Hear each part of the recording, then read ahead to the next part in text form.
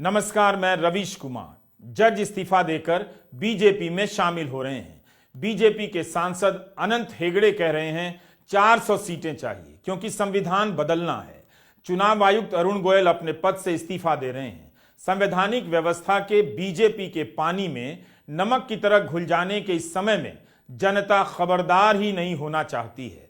अरुण गोयल का चुनाव आयुक्त के पद से इस्तीफा देना, बंगाल के दौरे के बाद इस्तीफा देना, बंगाल के चुनाव और चुनाव आयोगों के संबंधों को भी नए सिरे से रोशनी में लाता है। इस राज्य में चुनाव आयोग को जिस राजनीतिक संदेश से देखा जाता है और क्यों देखा जाता है, हम इस पर आज के वीडियो में बात करेंगे।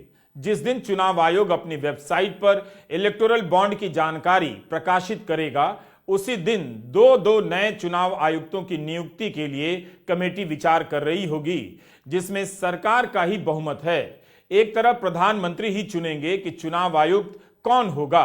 अरुण गोयल को चुनाव आयुक्त बनाने के लिए क्या कुछ नहीं किया गया।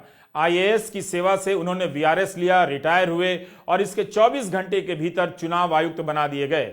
कई नामों की सूची में से अरुण गोयल का चुनाव हुआ तो सुप्रीम कोर्ट के भी कान खड़े हो गए कि इतनी हड़बड़ी, इतनी जल्दबाजी क्यों? क्या अपने किसी खास को चुनाव आयुक्त बनाने के लिए यह सब किया गया? सुप्रीम कोर्ट ने अरुण गोयल के मामले में ही कहा था कि चुनाव आयुक्त यस मैन नहीं होना चाहिए। ऐसा होना चाहिए जो प्रधानमंत्री के मामलों की भी जांच कर ले। मगर जिस आयुक्त को यस मैन की तरह देखा गया, उन्होंने किस बात पर नो कह दिया, इस्तीफा दे दिया, झट से स्वीकार भी हो गया। इस वीडियो में इस पर बात जरूरी है। संवैधानिक संस्थाओं में संपर्क की बात तो अब खुद भीतर के ही लोग करने लगे हैं।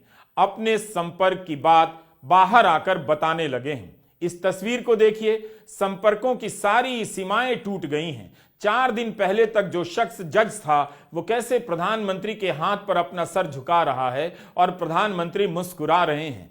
पर्दे में कुछ भी नहीं, सब आपकी आंखों के सामने है। सब दिख रहा है कि गांगुली का मोदी से संपर्क कैसा था और कैसा है। मोदी के संपर्क में आने के लिए गांगुली ने क्या क्या किया और संपर्क में आने के बाद मोदी गांगुली के लिए क्या क्या करने जा रहे हैं, आप देख रहे हैं। भीतर का संपर्क बाहर मंच पर खिलखिला रहा है। जस्टिस गांगुली पर आरोप लग रहे हैं कि जज की कुर्सी पर बैठकर उन्होंने न्यायपालिका की साख को टोपी पहना दी। लेकिन यहां तो साफ दिख रहा है कि जस्टिस गांगुली को बीजेपी ने अपनी टोपी पहना दी है। परिवारवाद की आलोचना करने वाली बीजेपी का यह संपर्कवाद यहां गुल खिला रहा है।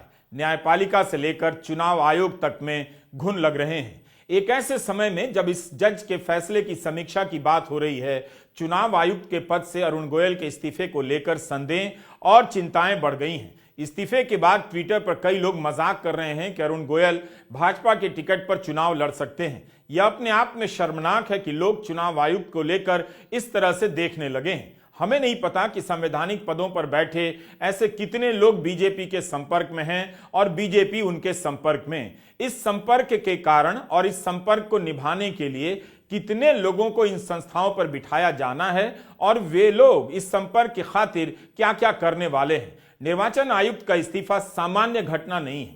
उनके इस्तीफे से चुनाव आयुक्त के दो पद खाली हो जाते हैं। बस रह जाते हैं अकेले मुख्य चुनाव आयुक्त राजीव कुमार। आखिर हुआ क्या होगा कि अरुण गोयल ने निर्वाचन आयुक्त के पद से इस्तीफा ही दे दिया, जबकि वे 2027 में रिटायर होते। मुख्य चुनाव आयुक्त भी बनने का उन्हें मौका था। क्या बंगाल में चुनावी तैयारियों को लेकर अरुण गोयल और मुख्य चुनाव आयुक्त राजीव कुमार के बीच टकराव बढ़ गया? यह टकराव किन बातों को लेकर हुआ होगा? कुछ तो बात हद से गुजरी होगी, तभी तो अरुण गोयल ने अपने इस्तीफे का ईमेल मुख्य चुनाव आयुक्त को भेजा तक नहीं। ऐसा नहीं है कि सीईसी उनके बॉस हैं, मगर तब भी उनका सीईसी को नहीं बताना अपने आप में दिखा रहा है कि देश की सबसे महत्वपूर्ण संवैधानिक संस्थाओं की आंतरिक स्थिति कितनी खराब हो चुकी है। अरुण गोयल ने अपना इस्तीफा सीधे राष्ट्रपति को भेजा और 24 घंटे के भीतर स्वीकार भी हो गया। अलग अलग मीडिया रिपोर्ट के जरिए इसी तरह की जानकारियां सामने आई हैं। विवाद व्यक्तिगत टकराव में क्यों बदला, उसे पूरी तरह समझने में ये जानकारियां शायद काफी नहीं, लेकिन दिख रहा है कि अरुण गोयल अब और बर्दाश्त करने के लिए तैयार नहीं थे। खबरें छपी हैं कि गृह सचिव अजय भल्ला ने मध्यस्थता करने की कोशिश की, मगर सफल नहीं हुए। अरुण गोयल ने अपना इस्तीफा राष्ट्रपति को भेजा और उसे 24 घंटे में स्वीकार कर लिया गया। 5 मार्च को कोलकाता में होने वाली प्रेस वार्ता में वे शामिल नहीं हुए और दौरा बीच में छोड़कर वापस आ गए। तब कहा गया कि सेहत खराब होने के कारण आना पड़ा, लेकिन अब हिंदू में महेश लांगा ने रिपोर्ट किया है कि उनकी सेहत एकदम ठीक थी। वापस आने का असल कारण थे सीईसी राजीव कुमार। आगे बढ़ने से पहले हम यहां बताना चाहेंगे कि इस सरकार से लोहा लेना आसान नहीं। अगर गृह सचिव अजय भल्ला मध्यस्थता कर रहे हैं, अरुण गोयल तब भी नहीं मान रहे हैं, तब यह बात बेहद गंभीर ही होगी। 2019 की एक घटना का यहां जिक्र जरूरी है।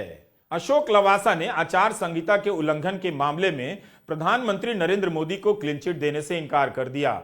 उन्होंने 4 अलग अलग मामलों में प्रधानमंत्री को क्लीन चिट दिए जाने से इनकार किया और प्रतिकूल टिप्पणी की। अशोक लवासा चाहते थे कि चुनाव आयोग उनकी अल्पमत की राय को दर्ज करे। उनकी एक चिट्ठी भी मीडिया में आई जिसमें उन्होंने कहा कि कई मामलों में उनके अल्पमत के फैसले को दर्ज नहीं किया जा रहा और लगातार उनकी राय को दबाया जाता रहा है। 18 अगस्त 2020 को इस्तीफा दे दिया, जो 13 दिन बाद स्वीकार किया गया। अशोक लवासा इस्तीफा नहीं देते तो मुख्य चुनाव आयुक्त बन सकते थे। उन्होंने चुनाव आयुक्त के पद से इस्तीफा दिया। अशोक लवासा के खिलाफ ही भ्रष्टाचार के मामलों में जांच बिठा दी गई।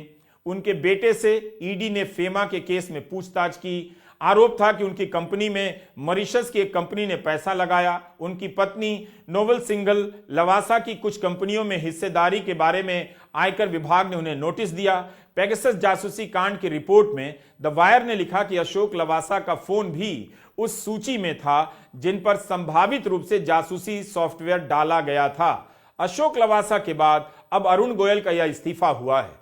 कोई मुख्य चुनाव आयुक्त बनने का अवसर क्यों ठुकराएगा? ठुकरा सकता है जब वो यह तय कर ले कि इस पद पर संविधान की रक्षा करने के लिए आया है, पद पर बैठकर उसके साथ छेड़छाड़ करने नहीं। अशोक लवासा के इस्तीफे का कारण आपके सामने है। अरुण गोयल ने इस्तीफा किन कारणों से दिया पता नहीं। क्या बगावत में इस्तीफा दिया? अभी पूरी तरह साफ नहीं। यह इसलिए बता रहा हूं कि इस सरकार में नहीं बोलना है, अफसरों को ठीक से पता चल गया है। बोलने की क्या कीमत होगी उन्हें याद भी हो गया है। ईडी और आईटी वही चलाते हैं, फर्जी केसों में वही फंसाते हैं। तो ऐसे अफसरों से भरे तंत्र में कोई चुनाव आयुक्त बगावत कर जाए कोई साधारण घटना नहीं। टाइम्स ऑफ इंडिया में भारती जैन की रिपोर्ट अरुण गोयल के इस्तीफे में कुछ नए एंगल जोड़ती है। इसमें लिखा है कि अरुण गोयल के इस्तीफे से एक दिन पहले तक चुनाव आयोग में सब कुछ सामान्य था। 7 मार्च को गोयल और राजीव कुमार ने 27 अंतर्राष्ट्रीय मीडिया संगठनों के साथ बातचीत की। इसका आयोजन विदेश मंत्रालय ने किया था। द हिंदू के महेश लांगा की रिपोर्ट से अलग इस रिपोर्ट में भारती जैन ने लिखा है कि बंगाल में अरुण गोयल की तबीयत वाकई खराब हुई थी। 5 तारीख की सुबह ओबरॉय ग्रैंड होटल में उनके लिए एक डॉक्टर को भी बुलाया गया। दवा शुरू हुई लेकिन अरुण गोयल को फिर भी ठीक नहीं लगा, इसलिए वो प्रेस वार्ता में शामिल नहीं हुए। उसके बाद अरुण गोयल जब वापस दिल्ली आए तो पूरी टीम के साथ एक ही फ्लाइट में आए जिसमें सीईसी राजीव कुमार भी थे। 8 मार्च को गृह सचिव अजय भल्ला के साथ बैठक थी जिसमें तय होना था कि कहां कैसे तैनाती होगी। उसी दिन अरुण गोयल ने अपना इस्तीफा राष्ट्रपति को भेज दिया। यह जानकारी महेश लांगा ने भी अपनी रिपोर्ट में लिखी है। दोनों की रिपोर्ट में इतना ही अंतर है कि भारती जैन कहती हैं अरुण गोयल की तबीयत खराब थी, डॉक्टर ने देखा था। महेश लांगा की रिपोर्ट कहती है अरुण गोयल फिट आदमी हैं, उनकी तबीयत ऐसी नहीं थी कि कोई पद से इस्तीफा दे दे। उसके बाद अरुण गोयल निर्वाचन सदन नहीं गए जो चुनाव आयोग का मुख्यालय है। द हिंदू के महेश लांगा ने सूत्रों के हवाले से लिखा है, बंगाल दौरे के दौरान दोनों के बीच मतभेद दिखाई दिए। किसी को इस्तीफे की जानकारी नहीं थी। दोनों के बीच मतभेद है इसकी भी जानकारी नहीं थी, क्योंकि मुख्य निर्वाचन आयुक्त राजीव कुमार और निर्वाचन आयुक्त अरुण गोयल ने 9 राज्यों में चुनाव कराए, तब भी दोनों के बीच इस तरह से मतभेद नहीं उभरे थे। लेकिन हिंदुस्तान टाइम्स की अदिति अग्रवाल की रिपोर्ट इस पूरे प्रसंग में कुछ नए विवाद जोड़ती है। अदिति ने बताया कि 17 फरवरी को यह विवाद सामने आया जब शिवसेना का नाम और सिंबल एकनाथ शिंदे के गुट को दे दिया गया। 1971 में चुनाव आयोग का सर्वसम्मति से एक फैसला था कि जब भी ऐसा मामला आएगा तब देखा जाएगा कि विधायिका में और पार्टी के संगठन के भीतर किसका बहुमत है। मगर शिवसेना से सिंबल लेने के मामले में संगठन के भीतर बहुमत पर विचार ही नहीं किया गया। इस आदेश में असहमति दर्ज नहीं की गई। मगर दो आयुक्तों की राय अलग अलग थी। इसी आधार पर एनसीपी का सिंबल और नाम अजित पवार गुट को दे दिया गया। इससे अरुण गोयल सहमत नहीं थे। साथ ही जब चुनाव आयोग के मुख्यालय में रखरखाव और पुनर्निर्माण का काम हो रहा था, तब अरुण गोयल ने पैसा बहाने पर आपत्ति जताई। वे चुनाव आयोग के अधिकारियों को वीआईपी ट्रीटमेंट देने का भी विरोध करते रहे हैं। उनकी आपत्ति इस बात को लेकर भी थी कि चुनाव आयोग के अधिकारी जब भी जब्ती करते हैं तब प्रक्रियाओं का पालन नहीं करते हैं। उम्मीद है आप इन बातों को प्राथमिकता देंगे और ध्यान से सुन रहे हैं। क्या चुनाव आयोग में यह सब हो रहा है? आचार संहिता लागू होने के बाद जब भी जब्ती होती है तब प्रक्रिया का पालन नहीं होता है।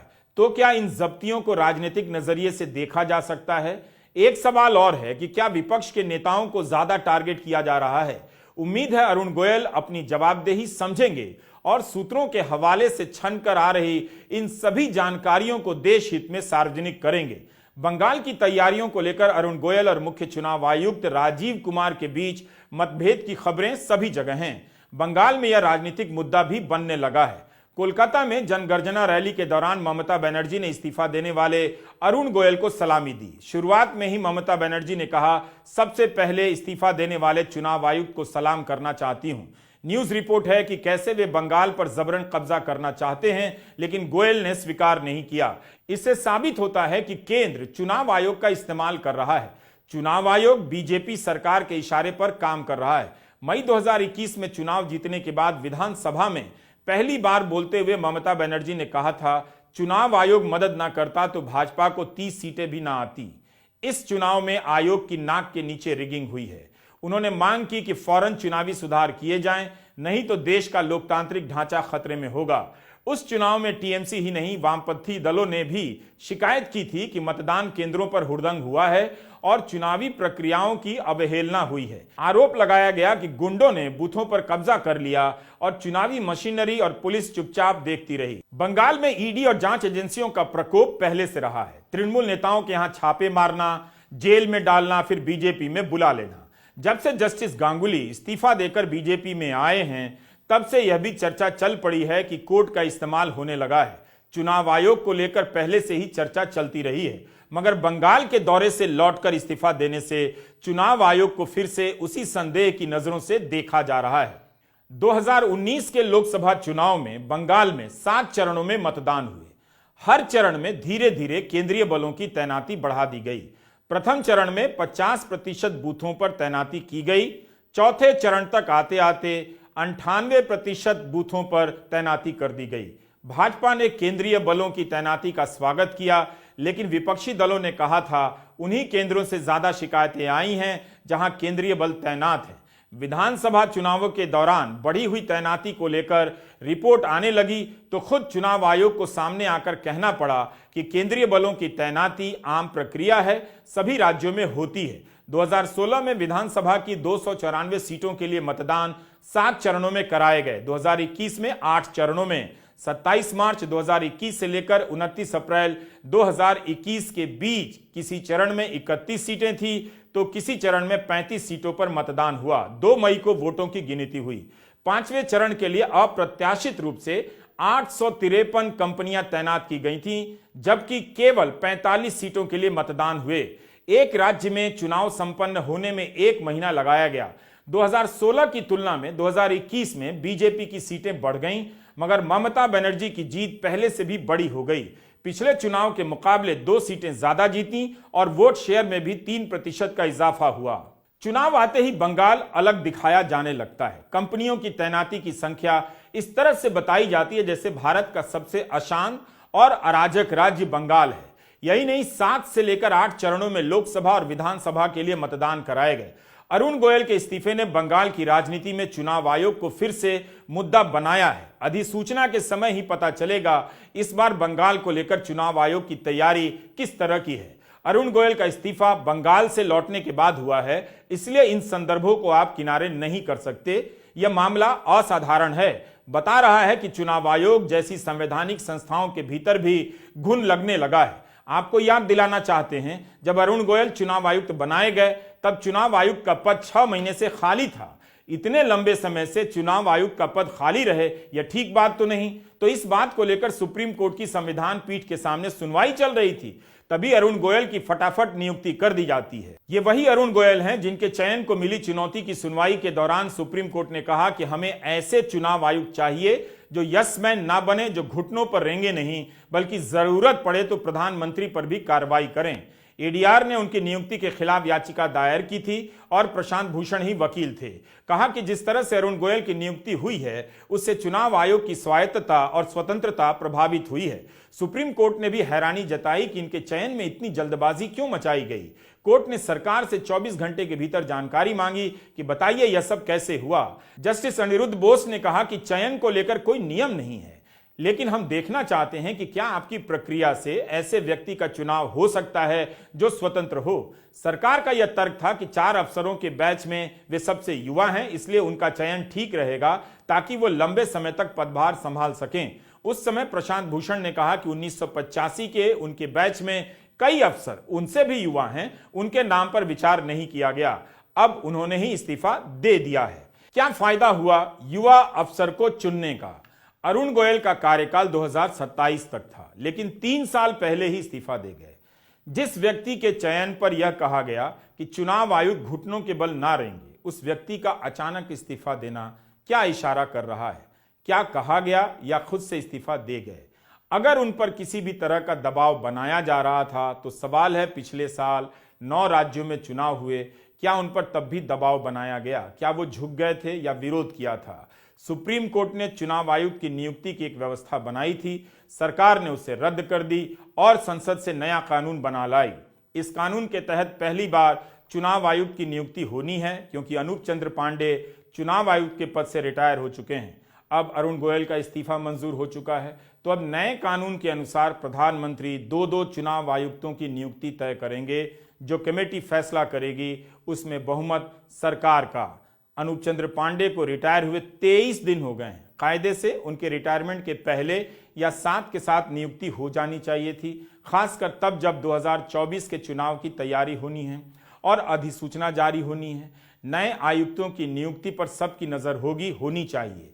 क्या वही व्यक्ति बनेगा जो पहले से संपर्क में होगा और बाद में भी संपर्क में रहेगा? बीजेपी का संपर्कवाद संविधानवाद पर हावी हो गया है। विपक्ष में परिवारवाद और बीजेपी में संपर्कवाद। संस्थाओं की घाव का मवाद सड़कों पर बहने लगा है। नमस्कार, मैं रवीश कुमार।